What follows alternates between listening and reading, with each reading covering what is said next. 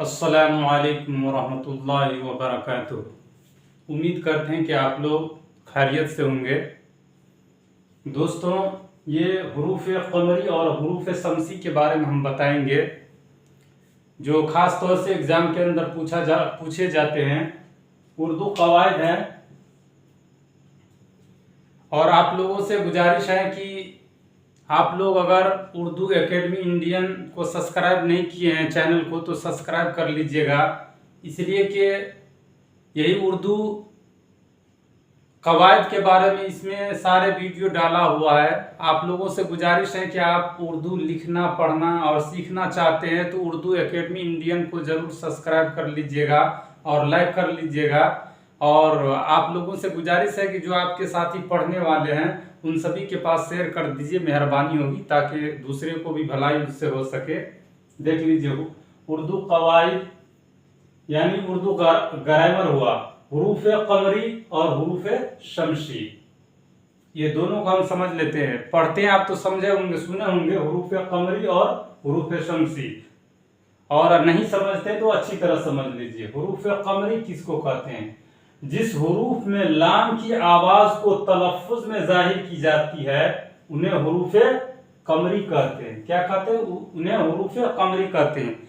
यानी ऐसा अल्फाज, ऐसा तलफ़्फ़ुज़, ऐसा लफ्ज जिसमें लाम की आवाज को जाहिर की जाए, खास तौर से उसके अंदर लाम की आवाज को क्या करे, जाहिर की जाए, उस अल्फाज को क्या कहते हैं? उस लफ्ज को क्या कहते हैं? क़मरी कहते हैं। क्या? क़मरी कहते हैं। और हुरूफ क़मरी की तादाद कितना है? 14 है। देखिए कौन कौन? बा, अलिफ, बा, जीम, हा, खा, ऐन, गैन, फा, बड़ी काफ, छोटी काफ, मीम, वाव, हा, या। यहाँ गिनती से लिख दिए हैं, आप देख लीजिएगा। 14 मिसाल, इसको मिसाल से देख लीजिए।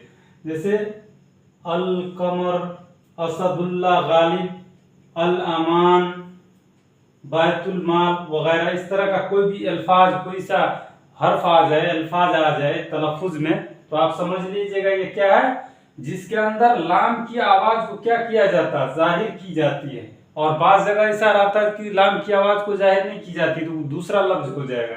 यहाँ देखिए क्या है, अल कमर, यहाँ क्या है, लाम की आवाज को क्या किया जा रहा है, जाहिर किया जा रहा है, तो इसको क्या कहेंगे?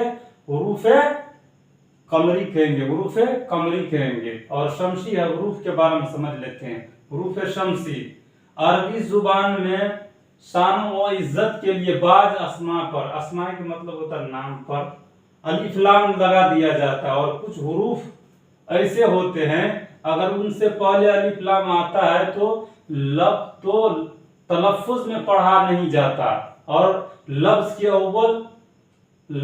अव्वल सिर्फ मुशद्दद पढ़ा जाता है। जिस हुरूफ के आगाज में अलिफ लाम नहीं पढ़ा जाता उन हुरूफ को हुरूफ शमसी कहते हैं। क्या है?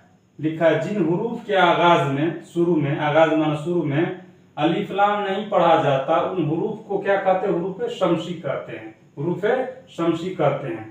यहाँ एक बात आप लोग को देखना होगा कि ये उर्दू एकेडमी है, तो ये अरबी दिया है, लिखा है ना हुरूफ शमसी। अरबी जुबान में शान व इज्जत के लिए, शान व इज्जत के लिए बाज अस्मा पर, बाज नामों पर।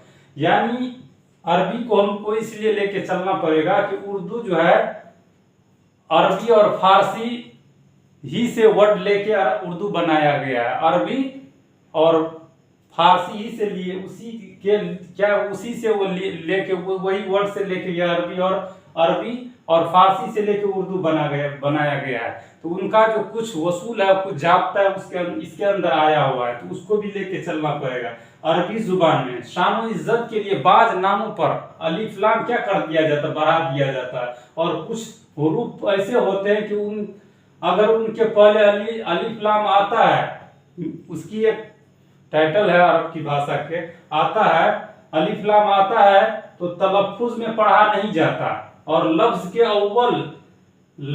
अव्वल सिर्फ मुसद्दद पढ़ा जाता है। जिस हुरूफ के आगाज में अलिफ लाम नहीं पढ़ा जाता उन हुरूफ को क्या कहते हैं? हुरूफ शमसी कहते हैं। हुरूफ शमसी कि कुल तादाद कितना है, 14 है।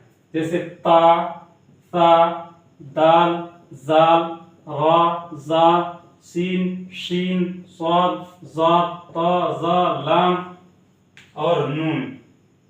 उन मिसालों में क्या है, अस्समसु, हारूनुल रशीद, अर्रहमान, यौमुद्दीन।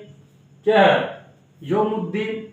अस्समसु, अलिफ को सीन में पढ़ते हैं, अलिफ क्या है, अलिफ को सीन में डायरेक्ट पढ़ रहे हैं। अस्समसु, जैसे तलअतिस्समसु, तो अलिफ लाम यहाँ नहीं पड़ेगा। हारूनुल रशीद, रा नून डायरेक्ट रा में पढ़ा। अर्रहमान, अलिफ रा में। जैसे कुछ और रहेगा इसके साथ वट, तो वो वट क्या रहेगा इसमें, जैसे अर्रहमानिर्रहीम, बिस्मिल्लाहिर्रहमान।